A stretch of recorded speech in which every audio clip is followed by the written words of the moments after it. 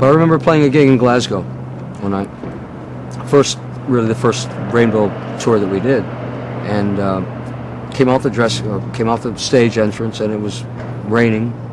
It was really cold. How surprising! And must have been 200 people outside the backstage entrance. By this time it was about probably 12:30, 1 o'clock perhaps in the morning, and they were all there waiting for autographs, mainly from Richie. I really didn't know who the hell we were very much. And he went out the door, got straight into his car and left. And I heard all these kids going, "No, but we missed our train."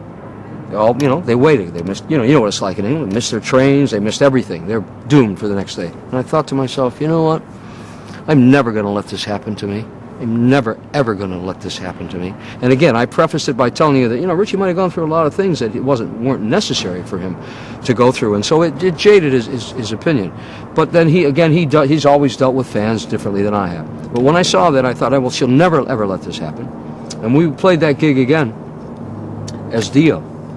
Probably, 10 or 12 years later than that, maybe even later, maybe even after that. And most of those people were probably the same kids who were there. Same people were going to miss their trains, and it was raining and snowing on and off that whole day. And after the show was over, I said, "Okay, here's our new policy. Everybody comes into the gig." And I'd say, how many people say? 2,000? Probably 2,000 of the kids who were in that show, or 3,500 of them, they'd all stayed that night outside. Brought them all into the hall, set up a table, stayed till 6 o'clock in the morning, signed all their autographs. They wanted to miss the train. It wasn't my fault, but I gave them what they wanted because they missed the train. That set it all up for me. After that, I insisted everybody in my band treat the fans the way they need to be treated, because without them, we aren't. Without us, they will always be. Without them, I'm not talking to you here. I'm laying bricks someplace, which would give me great joy, by the way.